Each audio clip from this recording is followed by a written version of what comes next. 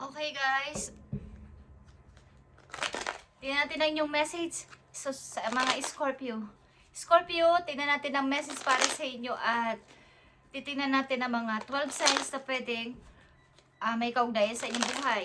Okay, kung sino man tong mga 12 signs na to, energy na to na may kinalaman sa inyong buhay, ay about ito sa inyong pag-ibig. Okay, Scorpio, tingnan natin.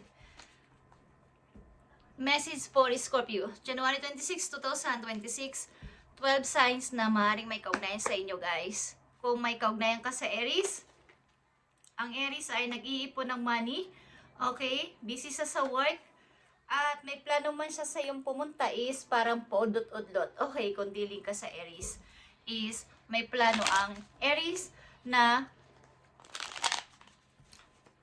pumunta sa'yo, makipag-usap sa'yo, but ito ay something na nauudlot. Okay.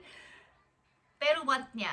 Okay guys? Kung dealing ka sa Taurus, Scorpio, is maaaring ang person na to ay gusto lang mayo with you, and maaaring may iiwan ito na mahal sa buhay para sumama sa'yo. Okay, para sumama sa'yo ang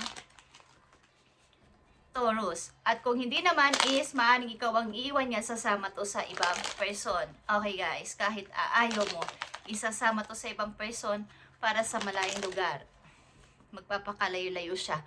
Okay, at kung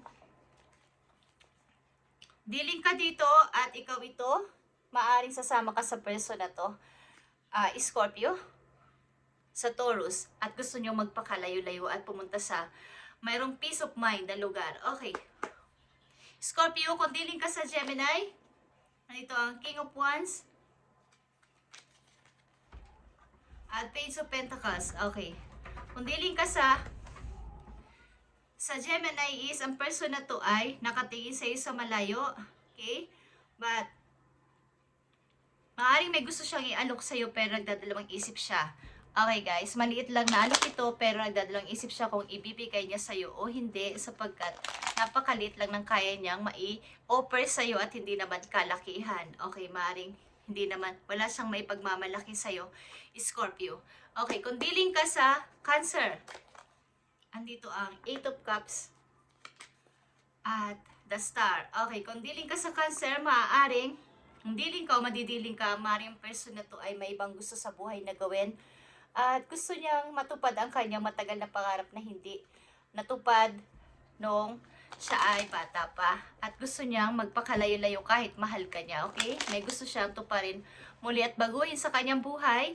Maaring lalayuan ka nito o lalayo siya sa iyo sapagkat meron siyang gusto pang tuparin sa buhay niya. Okay. Scorpio, kung dealing ka sa Leo, nandito ang 6 of Cups at the Hangman and Reverse. Okay guys. Kung dealing ka sa Leo, ang person to ay namimiss ka at wala siyang mapagdesisyonan pa sa ngayon. Maaaring siya ay nakikiramdam sa iyong feelings at sa paligid. Okay, sapagkat ang tao na to ay maaaring matagal ka na niyang kilala or gusto ka niya talaga o naging kayo talaga at gusto niya magbalik sa buhay mo kung dealing ka sa Leo. Okay, maaaring ang tao na to ay namimiss ka at gusto ka niyang ma-meet muli. Okay. Okay, Scorpio, kung dealing ka sa Virgo, andito ang The Empress at 7 of Wands. Kung dealing ka sa Virgo, ang person na to ay galing sa naging single father o naging single mother na o meron siyang mga pinagdaanan na mahirap sa buhay at nagkaroon siya ng pagbabago, nag-grow sa mag-isa sa kanyang sarili at masyado siyang defensive. Okay, defensive siya sa mga taong pwedeng manakit sa kanya. Maaaring ang person na to ay natatakot kang papasukin sa kanyang buhay kung sakasakali man, sapagkat ito ay maaaring may pinoprotektahan siya sa kanyang sarili. Maaaring ang tao na to din ay may kaya. Okay, kung dealing ka sa Virgo. Scorpio, kung dealing ka sa Libra, Ace of Pentacles is here and the World. Okay, kung dealing ka sa Libra, napakaganda ng offer ng person na to sa'yo at ito ay nasa malayong lugar, ito ay nasa ibang lugar, maaaring iba kayo ng mundo, ibig sabihin ibang country, ibang city, at ang person na to ay maaaring may kaya, okay, may malaki siyang offer sa'yo kung dealing ka o madidiling ka sa Libra. Okay, sapagkat ito ay maayos na person. Kumbaga, negosyante din. Pwedeng marami rin siyang ginagawa sa buhay. Marami siyang negosyo. Okay, Scorpio, kung diling ka sa kapwa mo, Scorpio, andito ang the devil or temptation at the fool. Okay, kung diling ka sa kapwa mo, Scorpio, maaaring kayo ay kasal o makakasal at hindi magtatagal lang yung relasyon sapagkat ito ay magiging hindi maganda. Ang pagsasama ninyong dalawa, maaaring gusto nyo humiwalay sa isa't isa kung kayo ay kasal na o makakasal sapagkat ang gusto ng isa sa inyo ay maging malaya at tuparin ang kanyang gusto sa buhay. Gusto rin niyang mag-travel. Okay. Uy. Scorpio, may hinihintay ka, okay? Four of Cups is here. Meron kang hinihintay. Marami nag-o-offer sa'yo pero meron kang hinihintay na effort ng isang tao. Nagpaparamdam. Okay. Kung diling ka sa Sagittarius, andito ang 9 of Wands, ang energy ng Sagittarius mismo.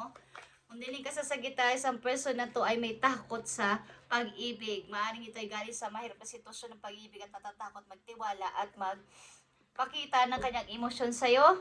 Maaaring ito ay medyo mahirap pakisamahan sapagkat meron siyang issue sa kanyang emosyon o sa kanyang feelings. Okay.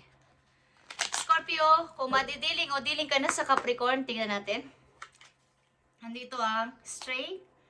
Ang taon to ay strong. At may plano siyang magbigay sa'yo ng alok din. Okay, something na gusto kanyang makilala. Ang person na to ay busy person. Busy tao ang person na to. Okay, Capricorn. Ito ay maaaring maraming ginagawa rin sa buhay at may plano siyang mag-offer sa'yo. Balak din niya na ikaw ay ayain mag-date o something na lumabas at makilala pa ng lubusan. Okay, kung diling ka sa Aquarius, Scorpio, okay, nandito ang Judgment at nandito ang 2 of Cups, guys. Kayo ay kasal at maaaring may nagkahiwalayan at maaaring matagal na kayong hindi nagkikita at balak ng isa o both of you na magkita muli at magkausap muli sapagkat kayo ay matagal din nagsama. Okay, kung diling ka o madidiling ka sa Aquarius, ang person na to ay want kang makasama o makita muli o maka face to face again. Okay. So, kung diling ka sa Pisces, andito ang 9 of Pentacles. At andito ang King of Pentacles, guys. Ang person na to din ay successful na person sa buhay.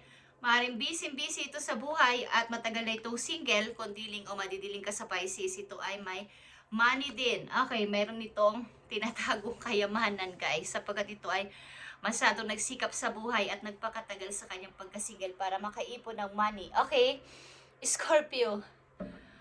Tingnan natin ang inyong career, guys.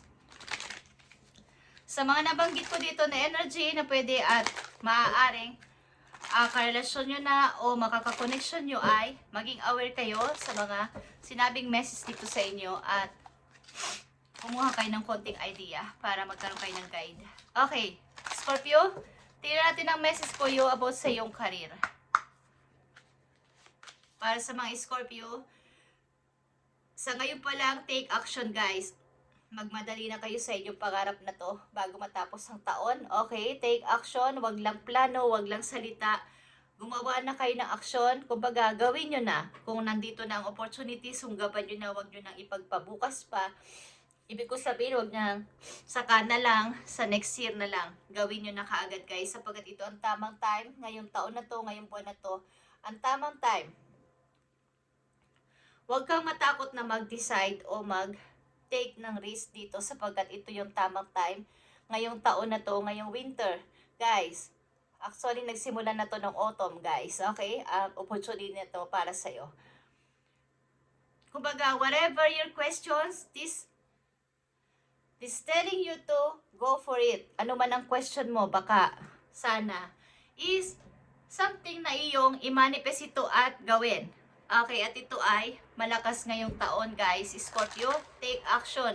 Huwag ka nang magpatumpik-tumpik pa. Kung kayo ay may opportunity na dyan sa inyong harapan at may offer, ay huwag na kayong baka saka na lang. Okay, at ito ay mawawala sa inyong harapan at mapupunta sa ibang tao, guys. Okay?